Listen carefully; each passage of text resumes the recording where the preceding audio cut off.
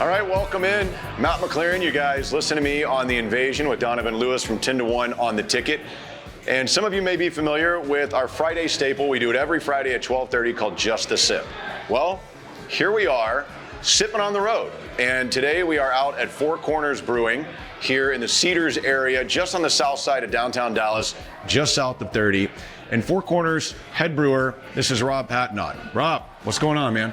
Not a whole lot. Just drink some beer. Let's drink some beer. So first, before we get into this, tell us a little bit about the backstory of Four Corners, because I know that you guys in this location, you used to be over in the Trinity Groves area, and you moved over here a few years back. Yep. So we've been here since 2017. Yeah. So what? Yeah, going on almost 7 years. Yeah. So we purchased the property 2015. We had outgrown our Cedars location, and we found a property that we were able to build a full tap room, event space, and one building, production completely separate, and it's worked out really well. Yeah, and the history of this actual tap room actually has a really cool kind of old story going back to old Dallas. Yeah, so the original Ambassador Hotel was right across the street from us. Yeah. Oldest hotel in Dallas, burned down in 2019, but this building was originally the stables for the Ambassador Hotel. Fun fact, there's still a tunnel that technically runs underneath Hervé that's been walled off since we moved in, but it used to be the funnel between the stables and the hotel. People kind of come back and forth, run, get their carriage, stay out of the rain. That's crazy. Probably run some booze, back in Jewish and all that. Why not? So when the Ambassador shut down, a family bought it out, opened up a heavy machinery company, which is what built the actual production building of the brewery. And then that closed down and was abandoned until we purchased the property in 15. So Four Corners has had an interesting path where you guys started out and you had sold for a while and then recently were purchased again by the original owners and would be a truly local brewery once again. Yeah. So summer 2018, Constellation made us an offer that we accepted. Became a part of that conglomerate. But then they decided last year, they were done with craft beer, and that Modelo was paying enough of their bills. There it is. They were good. So they actually approached the original ownership and offered the company back, and we were independent again as of June 1, 2023. So one of the things that I think is interesting about Four Corners, and I'm sure a lot of people that are watching this, you may be familiar, you guys are in package, which would be cans and whatnot that you find in shelves at a variety of stores out there across North Texas. But here in the tap room, and this is one thing that I actually love about craft breweries. It's cool. You can get your cans anywhere. You can drink anywhere. But you guys do a lot of stuff that's only available right here in a small batch. Yep. So we've got 20 taps on site, plus kind of our frozen drinks and whatnot as well. But just those 20 taps are just for beer. 7 of them at any time are potentially production beers. But then there's usually good 13, maybe 15. Depending on kind of what seasonals have come out from the production side. And the majority of seasonals that have come out on that production side originated in this run, originated in that small batch. So at any point in time, there's about 13 beers you can drink that pretty much are exclusive to this property. Which again is, for those of you that listen to the show, one of the things that I love is going to breweries. Why? Because to me, going to the source, being able to try stuff that you can't get anywhere else. And again, as you know, when you can drink straight from the source, that's the best beer that you're going to get. Yeah. And half the time, most of those beers, sure, we'll have a few darker beers that'll, move a little bit slower, higher ABV. But for the most beers, most of the time, they're 2 to 3 months old tops. And they're in, they're out. People, they go quickly because of the smaller quantity, because of the fact that we can make them in smaller batches and keep things fresh, keep things rotating, always put something new on tap. Which is cool because to me, I'm a guy, anytime we go on vacation, anywhere we go, people listen to the show know this, I like to go check out breweries. I'll go to whatever city, I'm like, okay, what breweries are here? Try to check out, sometimes I only have time to do 2 or 3. Sometimes I hit 15 or 20, depending on the city. Especially if it's Denver and they're all in a row. Right? They're right there, like Asheville or someplace like that, where you go and there's just breweries everywhere. But, Dallas and North Texas in general really has a good beer scene that I think is underrated. And a lot of people don't realize this, but taproom vibe to me is so important. And you guys here with the old brick, with kind of a new vibe to it, but yet it's a cozy tap room. It seems very inviting. And the fact that you guys are doing, like you said, 13, 15 beers at any time that are really only available here, that's pretty cool. Yeah, it's been fun. We've worked really hard at cultivating the culture of this tap room. Yeah. We're competing with a lot of great breweries and a lot of great brewers in DFW for just the liquid product. And so though we take a lot of pride in that liquid product, we also take pride in just making this tap room somewhere where you can come, you can hang out, you can laugh, you can enjoy yourself, you can share that with friends. And this place is that thing for a lot of people. Well, let's talk some beer, and let's go through some of the beers that we've picked out today. And again, Four Corners Brewing, so you guys come down and check these out. So I see this one. Let's start here with the German Pils. So tell me about this. Straightforward German Pils, all Pilsner malt. It's on our slow pour tap. All the back end hops are Hirschbrucker. Okay. So just super straightforward, 5%, easy drinking. I love the fact that we have it on the slow pour because it just kind of strips a little bit of that carbonation out. Yeah. So it's not as heavily carbonated and crispy. But yeah, it's been one of our taproom favorites for the last month. Yeah, this is one of those things that we've been doing a lot of, especially recently on the show. Man, when it's hot out like it is right now, and we were talking about this kind of before we started filming, the idea, lagers are coming back around, and those light, crisp beers that you can have a few of are coming back around. And I think as a brewer, that's got to be something you got to enjoy, I would assume, brewing and trying to perfect. Yeah, absolutely. Brewers have been trying to tell the rest of the world for years. Yeah. Lager is life. It is, man. And there's a reason, as much as we try to compete with it, there's a reason all of your biggest macro beers are lagers. They're light. They're things that people can drink. We're just trying to achieve what we believe is a better product at a higher quality. Because again, the smaller batch of it, the little bit of the love that can kind of go into it. But we love making lagers. It showcases your abilities as a brewer. Yeah. And there's also that fun craft aspect of it as well. So you can drink a ton of them. When you're drinking a Pilsner like this, what is the flavor, or do you guys go into, we want it to be light, or is there a specific type, when you talk about like the German noble hops and things like that you go through, some of those things that you will utilize, maybe you want it to be a little floral, maybe just a hint of spice or whatnot. What are you trying to look for in this? Yeah, so mostly with that one, I was trying to go for just the barest hint of kind of that floral, kind of grassy note. Yeah, a little bit. But just clean and crisp most of the way through. Like, I just wanted it to be a beer that you could approach. Sometimes Pilsners, depending on kind of who's making them and whatnot, they can be a little bit on the hoppier side, which I tend to like. That's why Hans Pils is probably still the best Pilsner in Texas. Fair enough, all right. And I approach most Pilsners with that mindset. But I wanted this one to be, I just finished off a little bit of a hoppier Pils, kind of on the previous batch, so I wanted this one to be just a little bit lighter, a little bit cleaner. Yeah, and this is, again, the German Pils, Four Corners, light, easy, and I get a little floral on it. Yep. And man, this is just, again, like we talk about on the show, one of those things that you can, especially for me, when I'm out and I'm mowing or I'm hanging out by the pool or whatnot, and it's hot, man, as much as I love IPAs and pastry stouts, as you guys all know, this, to me, can never get tired of, and you can drink a few of them. That was cool. That's damn good. All right, let's move on. So this is Hangover Riders. So this is also what I'm drinking right here. All right. But cheers. Here we released here pretty recently. So I released it in collaboration with the bicycle association here in Dallas, the Hangover Riders. So they were just here last night with Critical Mass. We hosted Critical Mass last night. They were a big part of that. They led it. So Jaime, their leader, approached me a while back, and he's been saying it for a while. Let's do a beer together. Let's do a beer together. All right. So we finally did it. So the theme in mind was you're getting off your bike after a ride. Okay. You wanted something light and easy to drink, but we wanted it to have just a little bit of an extra punch, right? Not not just a completely light beer. So I added so I just made it light, kind of Mexican lager base, 2-row corn, but then I added some Vienna malt. Okay. And crystal hops on the back end just to give it a little bit of a body, up to about 5% instead of kind of more, a lower, just to give it a little bit of a little bit of a kick. I love the Vienna malt kick on it. Yeah, I was going to say there's something else in this. That's what it is. It's the Vienna. And man, again, not only do I love lagers, but a really good Mexican lager to me, just because that tinge of sweetness that you get from the corn in them, I just absolutely love it. Yeah. This is fantastic. So I wanted to combine the kind of that sweetness of that with a little bit of the breadiness. Which you get on this. Right. I didn't go Munich because I didn't go toasty, just a little bready, right? Man, that is easy. But crisp and easy to drink. Yeah, and the flavor is there, like you're talking about that you're going for. And I like that. I mean, again, we've talked about this on the show many times. I love, as we already have talked about with lagers, but man, anytime you're looking for something, if you want, to me, a little bit of that sweetness, there's so many good Mexican lagers, especially here, I think, in North Texas. There's a few breweries that are doing some really good stuff, including this one. Yeah, absolutely. And it's cool. The backstory on that's pretty awesome. Yeah, they're a fun group. They're a good group. The Hangover Riders. Hangover Riders. We can all use one of those. Absolutely. Especially maybe on a Sunday after a day of drinking on a Saturday. A good bike ride will get rid of that hangover. Yeah, man, this is fantastic.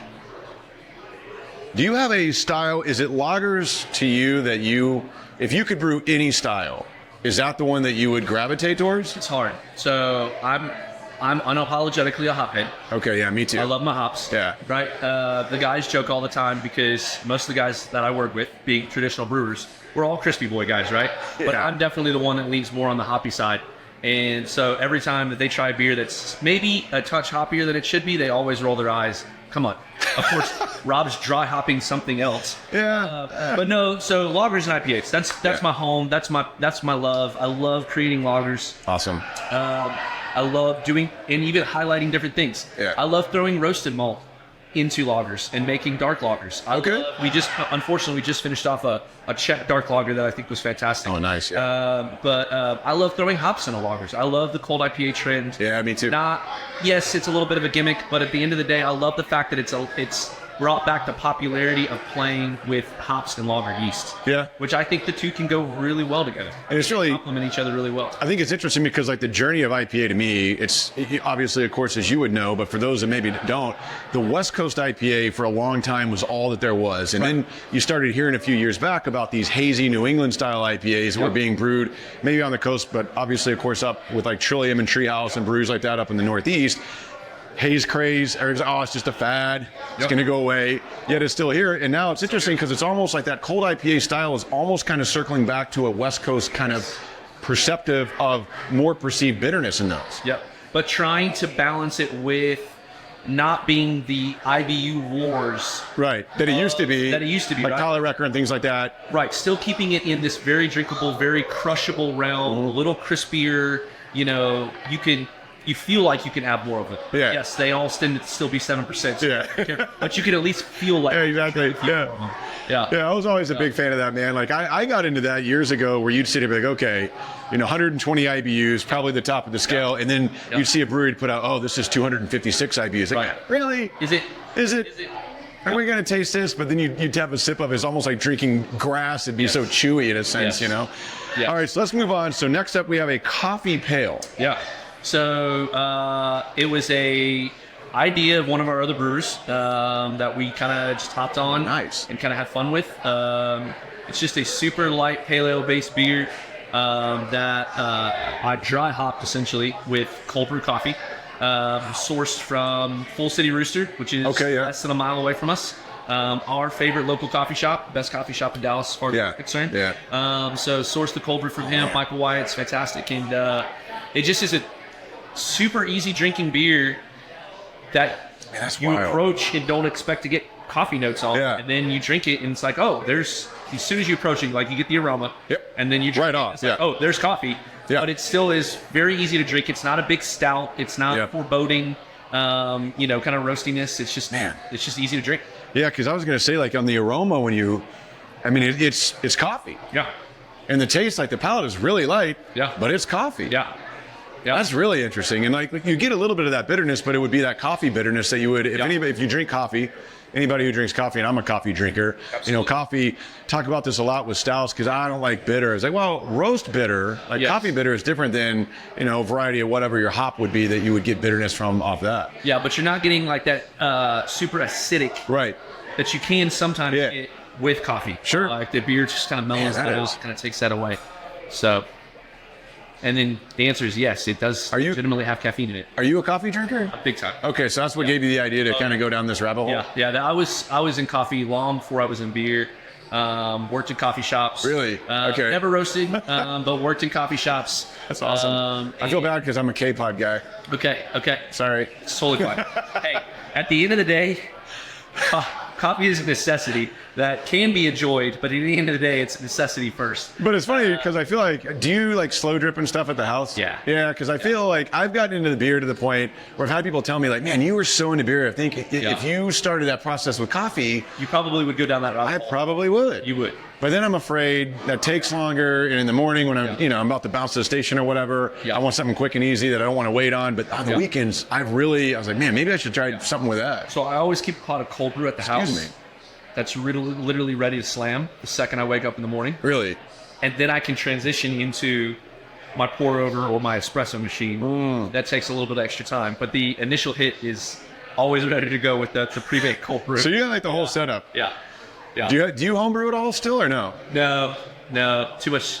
Yeah, that's the thing. This is my homebrew now. Yeah. I can do as little as 100, kind of 100 gallons, in this batch system, which is still big. Right. Yeah. Oh yeah. But that's still a lot. That takes time. It's a funny thing because I run into a lot of people like, man, you're so into beer, you should be a brewer. It's like, look, one, I don't like to cook. Yeah. And I will clean, but I don't think people understand how much cleaning goes into when the brewing process. You clean and clean and clean and clean and clean and clean. Absolutely. And you clean. Yeah. Now you have cellarmen, I would imagine, that do most of that, but. Yeah. So in this room, I pretty much package, cellar, and brew. So across the street, we're more with the big production facility. We more brew, package, cellar, right? We help each other out when we need it. But for the most part, I do have one other person that helps me out. She does, the lady who does my, Jackie, who does most of our frozen drinks. Okay. And kind of sugar firm type stuff, which she does a fantastic job with. She helps me out in here. She'll take over some of my cellar from time to time, which is a huge help. But for the most part, I do most of what comes out of this room from start to finish. So what got you into craft beer originally? So, so I'm kind of a hot duck. I didn't really drink in high school. I didn't either. Believe it or not, I did not drink in high school. He says. I didn't, bro.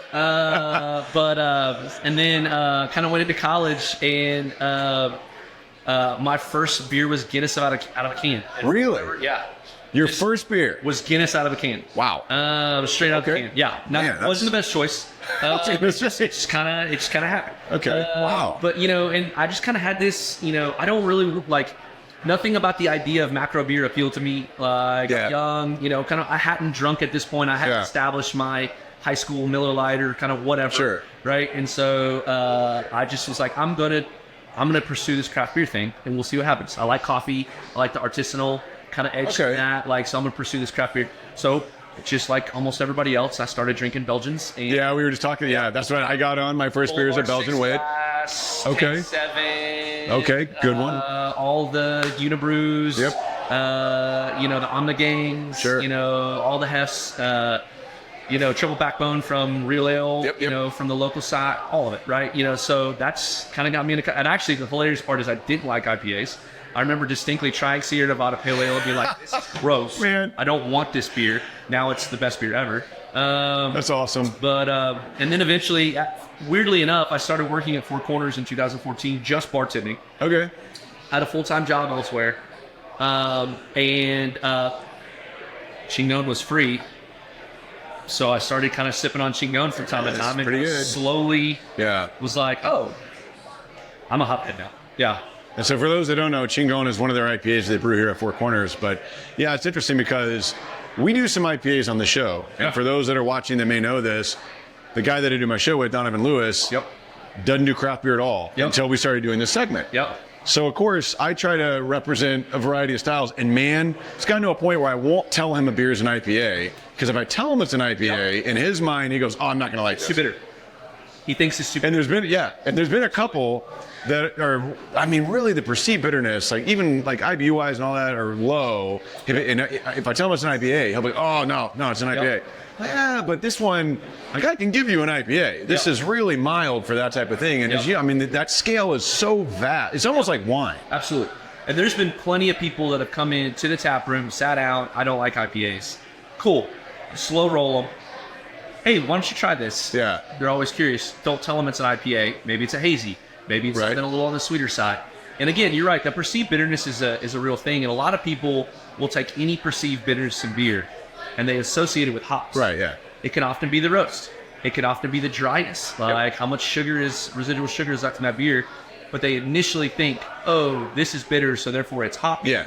Therefore, I don't like it. Which is not necessarily the way that it is. Correct. Which is interesting. And I've always thought that because everybody, I don't like hops. Well, hops isn't beer. If you like beer, you right. like hops. You got to find that. And again, for anybody who's jumping into craft beer, I always tell people that come to me like, man, I've tried craft beer, I just don't like it. I'm like, let me guess, you went somewhere and had an IPA, and you think that that's craft beer. And there's so many different styles of, you could love craft beer and never drink IPAs. Facts. And have all sorts of wonderful styles that have nothing to do with that type of bitterness at all. Yeah. Which I always think is really interesting. We've got a Belgian quad on right now. Okay. Yeah, that later. All right. It's 9%, but that's fine. All right, so let's move on to this one. It says Zimp. Yeah, so it's a hazy IPA. Oh, that's what I like. New Zealand hops. So we're talking like Nelson or what? So that guy is Pacific Sunrise. Okay. Sourced from Hop Revolution. Combined with some Comet and Mosaic. You don't see Comet much. You don't see Comet much, but I think it's a super underrated hop. Oh, this is fantastic. Awesome. So it's funny enough. So we use a lot of noble American hops. So the debittered versions of kind of some of your classic American hops. So the only Mosaic in it technically is just the debittered Mosaic Whirlpool to dry hop. Man, but then that Pacific Sunrise is kind of definitely the feature there. So there's some dankness to it. Yeah, there's a distinct dankness to it. Yeah, but it's not overpowering. No. But that is really good. Yeah. Man, I could drink a lot of this. Yeah, I love it. Yes, it's a little brightness to it. You know, it's got obviously soft, what you would want. Man, this is awesome. Not everybody nails a hazy. Yeah. Not everybody does. Good. This is really Excellent. So, fun fact, in 12 years of being a business, we have only ever canned full production beers. We've never canned anything kind of out of our small batch. Okay. A couple months ago, we bought a one-head can line. We got it operational a couple weeks ago. Nice. That beer was one of the first beers to officially go in a can. So next week, kind of for the week of the 4th of July, that beer and another hazy, as well as a couple other lagers, hopefully the Hangover Riders lager, will be packaged and available here at the tap room as the first small batch can offerings. So yeah, there's something on this, I can't quite place it, that I'm getting. It's a little bit of that dankness, but almost like maybe like a stone fruit or something. Like it's just. Yeah. It's probably a little bit of that, just the kind of that super residual Mosaic, tropical, kind of slight edge to it. So there's a good bit of Mosaic in that dry hop with that Pacific Sunrise. Which, man, that is nice. Awesome. That's one thing. Like, hey, I love hazies, but I always originally what got me into IPAs was the super dank. Like, I love the higher IBU beer that I could find, whatever it would be. I mean, like going out West Coast, like Ballast Point Sculpin, Green Flash Palate Wrecker, beers like that. And then the haze craze comes along and they're super soft. But man, you can get some hazy sometimes that has that dankness to it that almost reminds you almost of a West Coast. Of course, totally different style, but still you get a little bit of that dank that I miss that we used to get all the time in West Coast. Yeah. So one of my favorite hazies in Texas when I started kind of drinking, when the haze craze finally started getting localized here, was Jellyfish. So Electric Jellyfish, which is from Jester King down in Austin. Pine House. Oh, Pine House. Sorry, Pine House. I have a T-shirt. You think I would know that. Yeah, and Pine House, like with the Jellyfish, they unapologetically will tell you kind of in the description. Yeah. We kind of went with a slight combination. Yes, it's a New England style, but we also wanted to give it a little bit more love that beer. Robust bitterness than what New England styles have been known for, right? Yeah. And so most of the hazies that I've done, I've tried to just hold on to a little bit of kind of that dank kind of bitterness. Yeah, which is nice. Like, I still want you to feel like you're drinking an IPA. Even if it's hazy, it's aromatic. It's softer than a West Coast, but it still just has a little bit of that punch to it. Yeah, like I always look for that. I always like to describe it as like a pillowy softness. Yeah. Just that easy, light mouth that you get. And did you ever have Man of War that they did? Man, great beer. And Training Binds. Like that. Again, Pine House, I love. Probably my favorite brewery in Austin. That Meanwhile down there. Texas, like what they can do stylistically across the board, from their lagers to the IPAs to everything that they do, they nail it. Yeah, fantastic, man. This is really good. Awesome.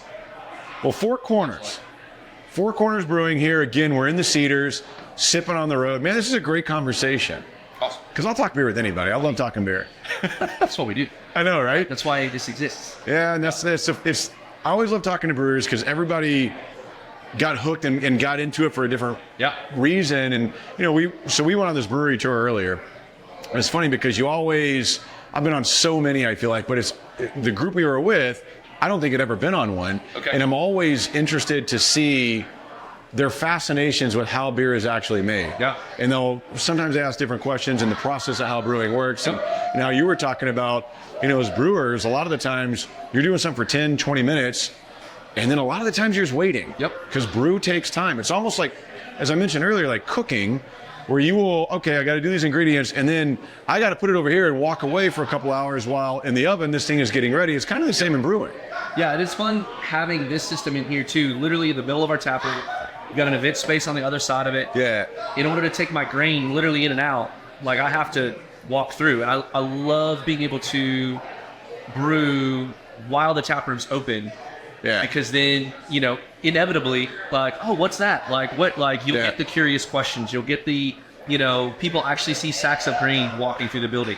They actually see spit grain going out the back end. They actually see me carrying hops across the street, dry hopping something, dumping some fruit in, like whatever it is. Like they see a little bit of that process that's kind of happening, and I think it helps. It helps build that a little bit of connection. Yeah. That building, they're never going to really see the majority of what like some of that production could look like. Right, the whole process of it. Kind of take a peek at it, which is cool. So I always love going in a brewery that has a tap room like this where you can see the tanks and kind of how it's made, because it does prompt that curiosity. Yep.